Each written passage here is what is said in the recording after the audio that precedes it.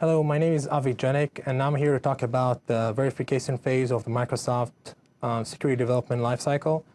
In Beyond Security, we specialize in developing automated security testing tools, such as product testing, network testing, and website testing for security holes. We also maintain and we manage a security portal called securityteam.com, where we document a lot of security holes and explain how to fix them. Our special focus is on automating the test process for security problems and helping organizations fix them. Beyond Security is a member of the Microsoft SDL Pro Network, and as part of our membership, along with Microsoft, we try to help organizations secure their products by testing them for security problems and fixing them, and such are the tools that we provide. This is the Microsoft security development lifecycle, and you can see the full lifecycle here. What the SDL comes to do is put together a process that introduces security and privacy and does it throughout all the phases of the development process from start to finish. And you can read some more about it on the Microsoft SDL website, and also download a lot of information on that subject. We'll be focusing on one part of the SDL, which is verification. Verification tries to check the result, the program that we built after it's built, not necessarily after it's deployed, but during the testing phase, usually the same phase you would do a QA on. And there's a few ways to do verification. All of them are good. Dynamic analysis is one. Fuzz testing is what I'll explain here. Attack surface review is also very recommended. And all of them come to try and answer the question, what can I do as an attacker? If I was an attacker, could I exploit the program you've just built to do something bad? Why is verification important? Well, first, let's think about security holes and where they come from. Security holes and successful attacks come from inputs. In fact, we often half-jokingly say that the most secure system is one that's disconnected from the network. And that is because if you have no inputs, there are going to be no security holes.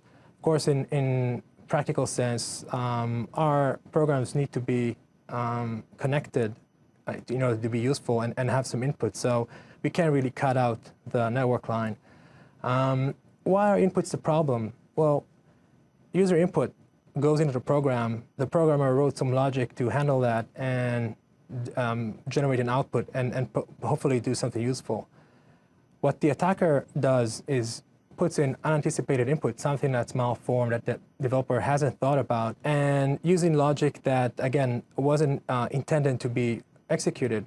We have the output, but we also have the unintended consequence, and that's basically our attack. So attacks happen by putting some kind of input in there that was usually unanticipated, unintended. Does QA solve this problem? How is security testing different from quality assurance for regular testing? Well, in QA, we ask, what happens if we put in a good input? What will that generate? If we put something good in, will it generate a good result? When we do fuzzing, or when we do security testing in general, we test what happens if we put a malformed input? What happens if we put in something bad? Well, if we put in something bad, as an attacker, can we generate a good result for us? We don't, in fact, care as attackers what happens if we put in good input, and we're not really interested in just the regular bugs. What we're interested in is something that people might call bugs, but that generate a good success for an attacker. So it's a lot different from QA, which tests test cases and tries to see what happens if we do something we were supposed to do. When we do fuzzing, or when we do security testing in general, we try the bad inputs to see what will happen. So as I said, my focus will be on black box testing, and let me try to explain what it is. With black box testing, we basically attack the inputs. We look at the program as a black box. We test by attacking the inputs and seeing what happened. So a lot like I explained before, it's not a complicated process or a concept. It does not use the source code at all. We don't need the source code when we do black box testing. In fact, we don't need to know a lot about the program it doesn't interfere if we do know a lot about it, but we don't necessarily have to. All we need to do is what kind of inputs does it have. And as an attacker, we don't assume any knowledge about the system, which is why that makes it a very good simulation of a real-world attack, because a lot of our attackers will not have detailed information about our system, and we want to know what can they still do without that information. The system, as far as we're concerned, is a black box, which is why this is called black box testing. We are not trying to look inside. We don't really care what's happening inside. All we care about is what happens when we set in some input. Will that lead to a positive result for the attacker? Fuzz testing and fuzzing are two good examples for black box testing, and those are the two examples that I'll show here today. Two terms that usually mean the same thing. There are other methods for black box testing that I won't cover here. Why is it that file inputs can be so dangerous, and especially on client-server products? Here's an example for a security hole that's still fairly recent. And it's an interesting one, and kind of shows the concept on why input attack can be so dangerous. This is a vulnerability on a Motorola Razr phone. And the way that works is the phone processes JPEG files, and that makes sense. I mean, we've got a phone and it can read images, right? So it has some code that processes JPEGs. Now, we don't know how the JPEG got to that phone, and we don't really care as attackers.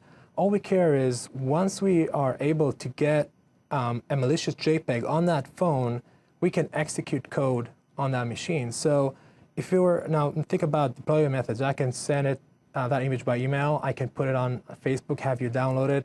I can put it on a website, have your Razr visit that website. I can upload it by Bluetooth. It doesn't really matter how the image got there. What matters is as soon as it is on the phone, as soon as it's processed, I will run code on your phone. And the reason that's interesting for me as an attacker and dangerous for the developers is it doesn't really matter what the deployment method is, and that means if you had some kind of firewall on the phone, that wouldn't have helped. If that phone is completely disconnected from the network and I only download files to it by offline, it still wouldn't help.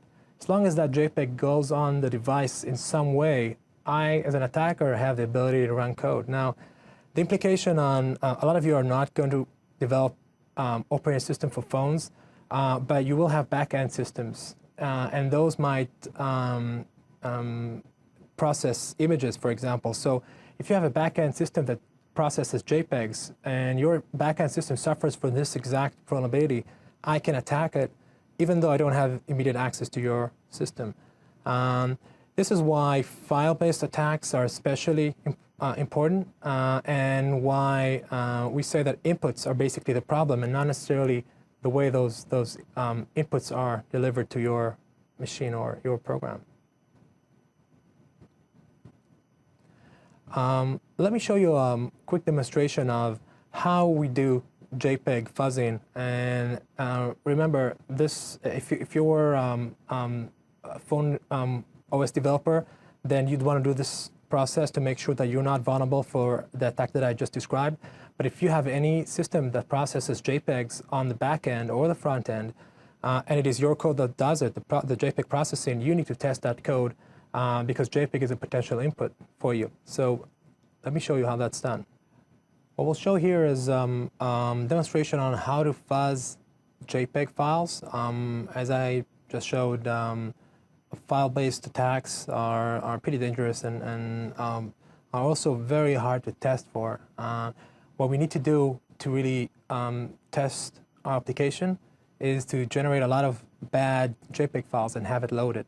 So one way to do it is using a tool like bstorm. Bstorm is general purpose fuzzing framework.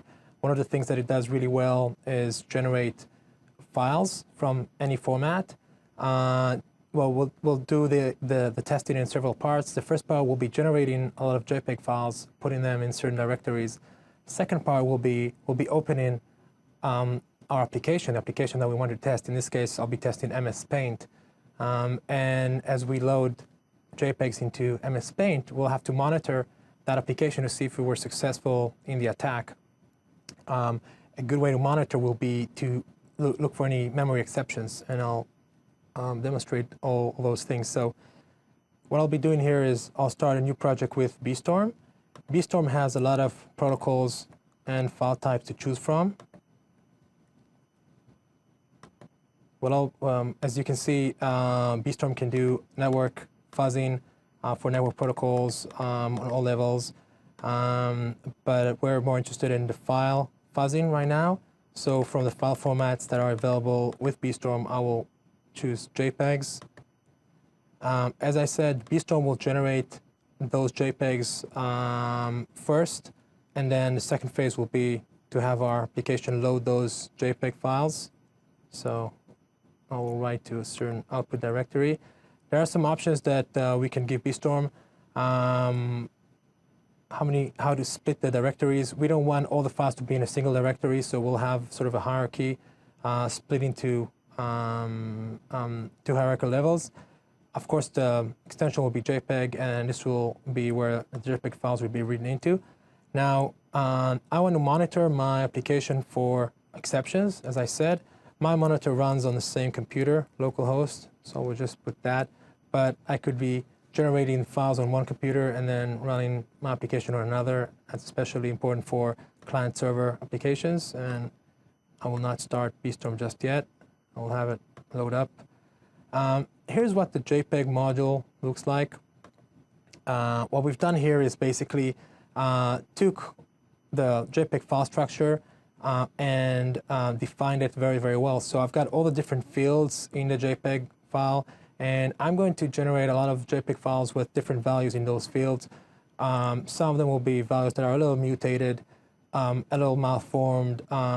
We know what those values should be, so we'll send legal values and then slightly different values that are too long, too short, all kind of logical attacks on it.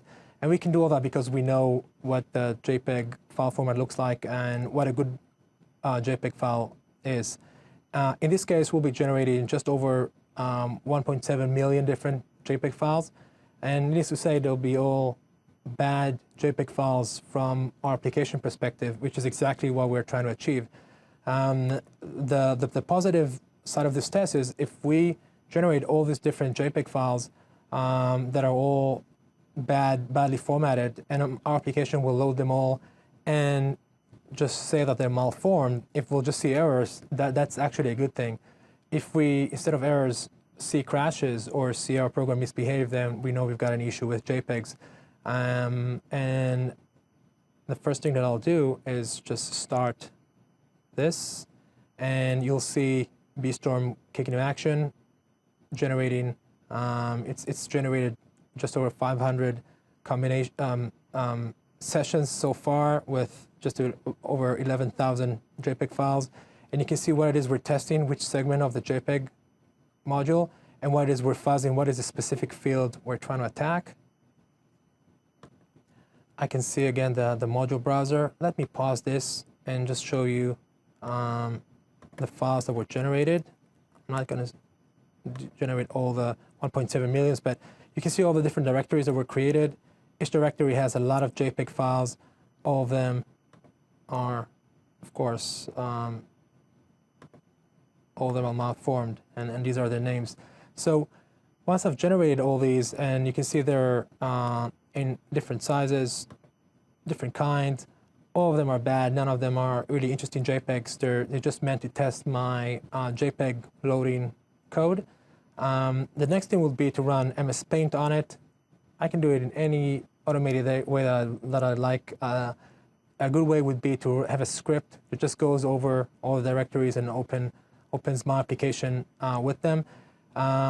You can do this with your application on a testing machine on a real environment, or just take the code that you want to verify that it does work and just have it load all those JPEG files and see what happens. I'm just going to run MS Paint on them. Let me tell BStorm to continue testing right here, and I'll have my monitor monitor MS Paint. Let me run MS Paint right here. I've got a Windows monitor that basically connects to my application that I'm testing. You can use the built-in debugging utilities or APIs that Windows has. If you are familiar with Dr. Watson, that's an example for a debugger. Or you can use our Windows debugger that's available for to download from the internet for free. I'll put on persistent monitoring, which means that even if my application crashes and restarts, my monitor will look for it and attach to it as soon as it comes back online. And now that I'm monitoring MS Paint, I'll start by loading just a simple JPEG file. All right, and I get an error message from MS Paint, which is great. It doesn't like my JPEG, and it shouldn't. Now, let me load a JPEG that I've prepared that I know is vulnerable. That's a known vulnerability in MS Paint. I've got an unpatched version. Of course, what I should be doing is downloading the service pack that fixes this, but it's more fun to demonstrate how this attack works. So I'll load in a vulnerable JPEG, and if you notice, two things happen. One, my MS Paint just crashed, and two, it crashed while displaying a lot of information about what happened. And that information is available right here on the monitor. And it's also available with BStorm. BStorm will continue to generate the JPEG files, but will also tell me about this attack and exactly what happened. So here's the register dump. I know exactly what it is that I've generated to cause this attack, what is the vulnerable JPEG file that caused it, and of course I also know this information because I loaded that file on MS Paint. So I've got all the information that I basically need. I've got the JPEG file that's vulnerable. I can repeat this test. In fact, I can have MS Paint continue to load and have the monitor monitor it as soon as it relaunches. What this gives me is the ability to just automatically test MS Paint or whatever other application I'm interested in testing for file-based input attacks. And I can do this repeatedly because I have the JPEG files. I can reuse it on other applications or other versions of the application. And the nice thing about this type of fuzz testing is it doesn't require a lot of effort from the attacker side, from the testing side. I don't know a lot about MS Paint and how it works. All I know is what the JPEG file looks like, or not even I, but BStorm does. But another thing is, because I have a specific vulnerable JPEG that I know is generating this problem or that I'm using for this attack, the developer should have a very easy time figuring out the problem and fixing it, because I have a specific proof of concept code. All I need to do is send this JPEG to my developer and say, to the MS Paint developer, and say, okay, look, this is what's causing the problem. And your developers will easily find and remove the problem, and you can later verify that it is indeed fixed.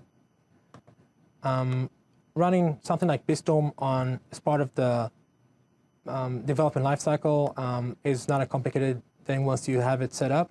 You can run it on a variety of protocols, variety of file formats, and it will make your application a lot more secure. Microsoft provides not only process templates for every step of the development lifecycle, but also automated tools that will help you do the verification and other phases of the SDL, as you can see here. And what's listed here are the different tools that are available from the SDL site, and you might want to go on the site and look at some of the templates and some of the tools that are available. All this is, of course, available free of charge. Some other resources are listed here. The SDL white paper is a very good resource to have a look at and understand. We, in Beyond Security, have an information page on how BStorm fits in the security development lifecycle. Fuzzing tools are a very important part of the verification phase and can really automate the security testing part of it. Microsoft also supplies tools that belong to the verification phase, and you are very encouraged to try them out and just test your system with it, see what breaks. One of the nice things about those tools is they're very automated, very easy to use, and will immediately tell you if there are any issues or not. But also, they can be implemented, either the free tools that Microsoft supply or commercial tools like BStorm can be implemented within the development lifecycle that you build. So every new build of your product or every new version, you can actually test with those tools in a very automated way, in a very, very structured way. So this is not some kind of black magic that we try to throw at the product to see if we were successful in breaking it or not. It's actually a very structured part of the framework. Thank you very much for your time. My contact information is listed here. There's more resources and information on the Beyond Security website and on the Microsoft website under microsoft.com/SDL for a lot more information about SDL and more specifically about fuzzing and black box testing. Thank you very much.